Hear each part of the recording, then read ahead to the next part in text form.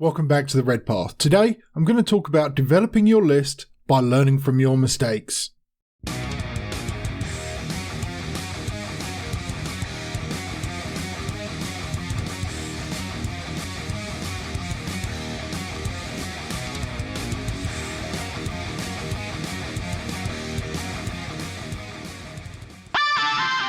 So, for anyone following along, I'm on a mission to play 10 games on Tabletop Simulator to improve my game.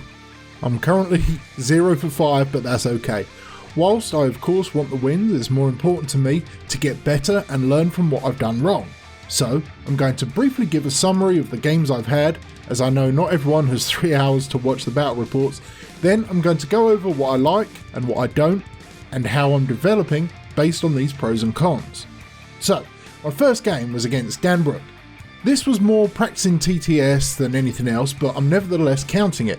I knew the game rules, just not the Tabletop Simulator mechanics. It was a good game, but Dan took it fair and square. In this game I did misplay my Hellblades, but it was my first time using a true aircraft in 9th edition, and actually my 6th game at all in 9th edition. I had to send one flyer off the board on turn 2, bit of a mistake. I realised the Red Butcher Terminators just don't fit my playstyle and that I need to hold back a little more, especially when my opponent has equally speedy units. My bikes, however, performed 10 out of 10. This game had me edit my list to what I'm currently running and using for the 10 charity games. I dropped the Terminator Blob and added a Terminator Lord and 2 quad heavy bolter rapiers. The first of the 10 game challenge was against Kid Crew's Night Lords. I lost this one 75 to 58. We played on the Hammer and Anvil mission and I misplayed by not deep striking at least one of my termites.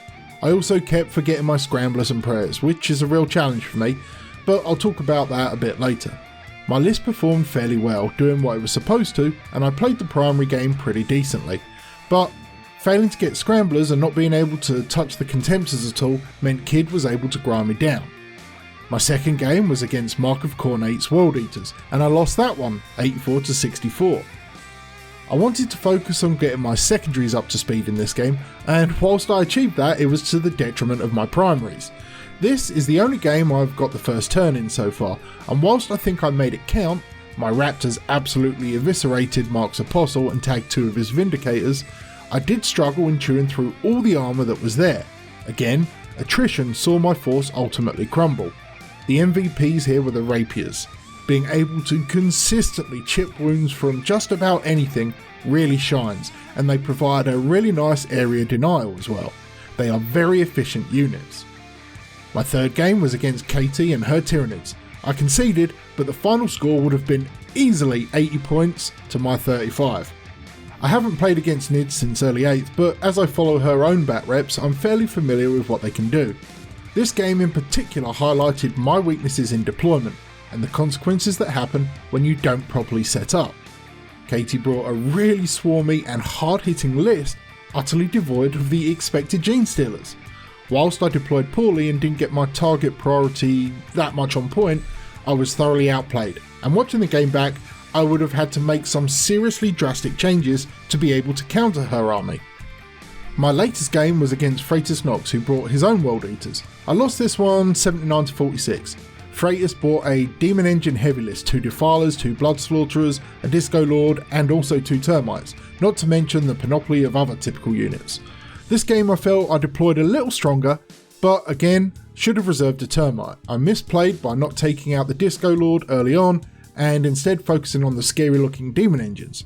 Whilst I had a good start to the game, this was another case of crumbling through attrition.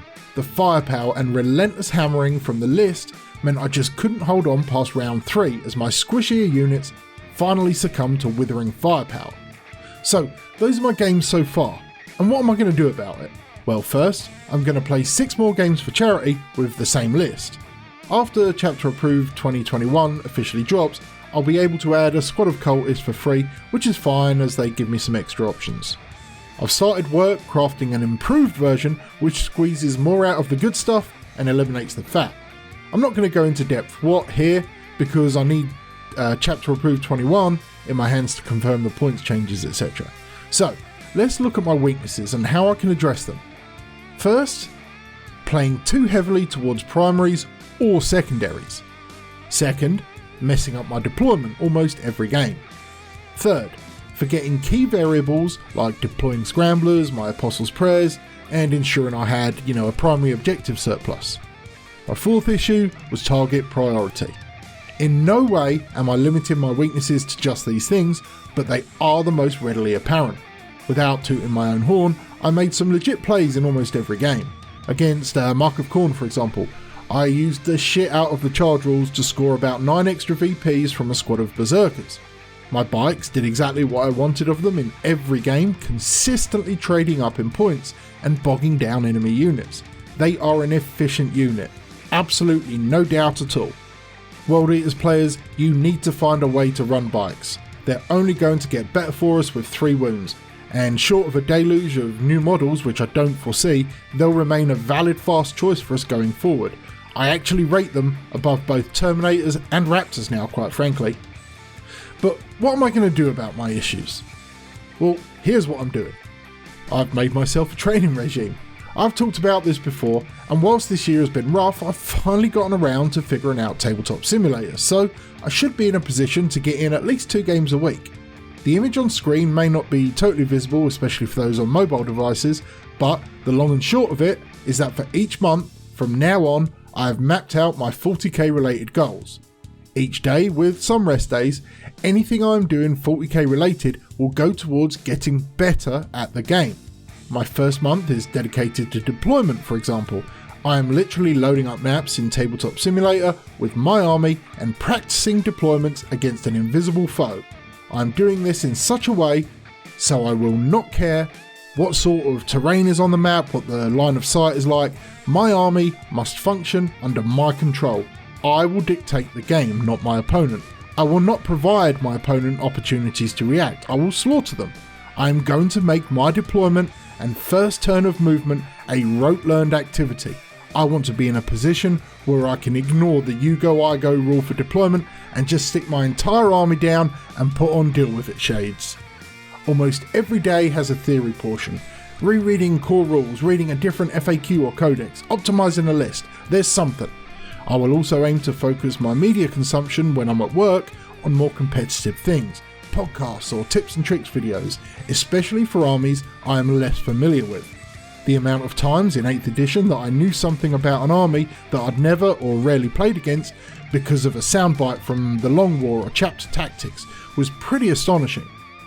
So yeah, that's the plan. 2 games a week, 18 practice deployments a week for the first month, 2 or 3 hours a day of osmosis learning whilst I'm at work. It's a pivot, but you know what? I want to be fucking good at this game, and basically having a year away from the table has highlighted that I am currently not, but I will be. If I lose all 10 games, no problem, I'll play them all again, and maybe I'll lose them all again, but I'm going to keep getting back up and coming back. Eventually it will pay off, or I'll just get really, really good at losing. Alright, that's it for today, folks. If you've enjoyed the video, please consider subscribing and hitting that like button, etc, etc. If you didn't, well, let us know in the comments why. We're always looking to improve. Feel free to hit the thumbs down too, I really don't care. But until next time, stay healthy, stay safe, and kill main burn.